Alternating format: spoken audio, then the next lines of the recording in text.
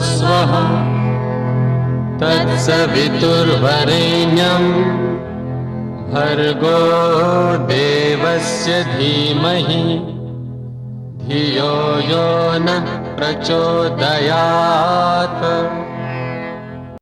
Gurur Brahma Gurur Vishnu Gurur Deva Maheshwara Guru Sakshat Parabrahma Tasmai Shri Guruve Namaha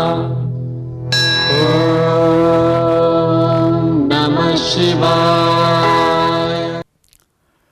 We bring you the message today, my friends, about doubt in ourselves and doubt in God.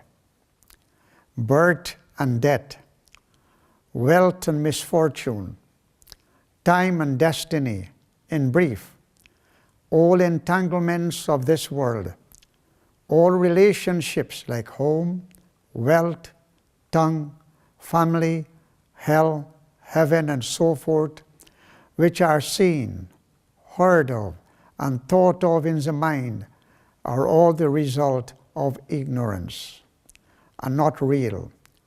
It is like a king, while asleep, dreams that he has become a beggar, and a beggar dreams that he has become a king.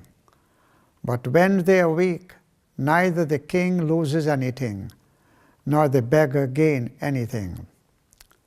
Thinking in this way, one shall not give way to anger, nor shall one needlessly blame anyone. The soul shall be considered awake only when it is free from all desires of worldly enjoyment. It is very difficult to escape from the fetters of Maya. When doubt is created in Garuda's mind about Rama's divinity, after he had freed him from Meghanad's net of snake arrows, he goes to the sage Narada to remove his doubts. But Narada finds himself unqualified to help him because he had been once a victim of illusion, so he sends him to Brahma. Brahma ponders over the matter, but comes to the conclusion too that he is incapable for the task. So Brahma sends Garuda to Shankar Bhagwan, who in turn advises the king of birds to go to Kakbhushundi and hear the deeds of Sri Ram. When Garuda finally goes to Kakbhushundi, the latter speaks to him in detail about Maya and her family.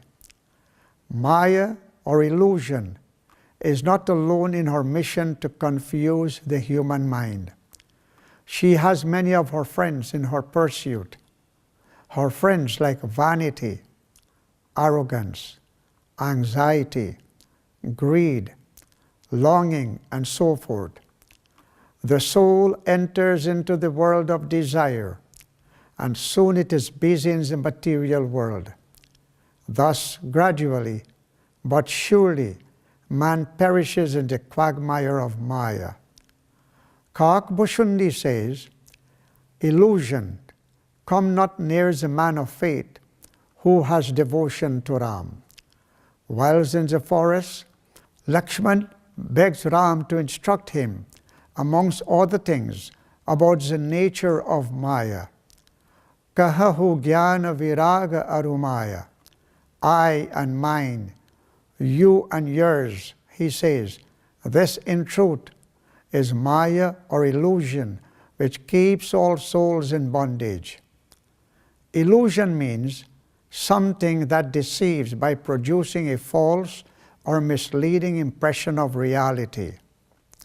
Consider all that as Maya, O brother, which constitutes the things known and enjoyed by the senses, and all that which is in the domain of mind. Of this Maya, there are two constituents, Vidya and Avidya. Avidya is full of faults and results in deep sorrows. Bound by it, the soul is made captive in the well of existence.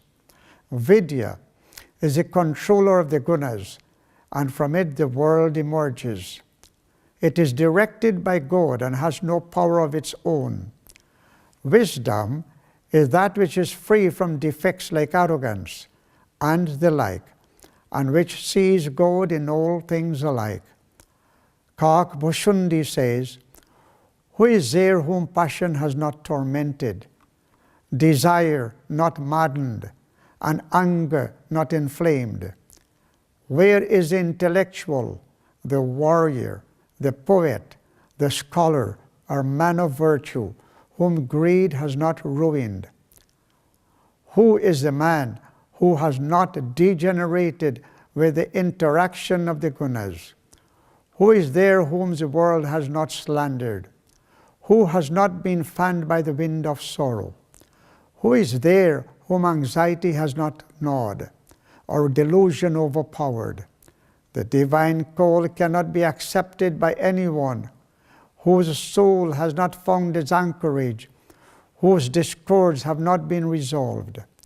There cannot be any conflict between body, mind, and soul. The great sin is the sin of disbelief in the potential powers of the human soul. Life is short, my friends, and no one knows what the next moment will bring. Cultivate your mind, therefore, while you have the opportunity, thereby gaining the treasures of wisdom, which in turn you can share abundantly with others, bringing them happiness. A true religious culture will train the body also, so as to develop rhythm and balance, grace and strength. God bless. Namaskar.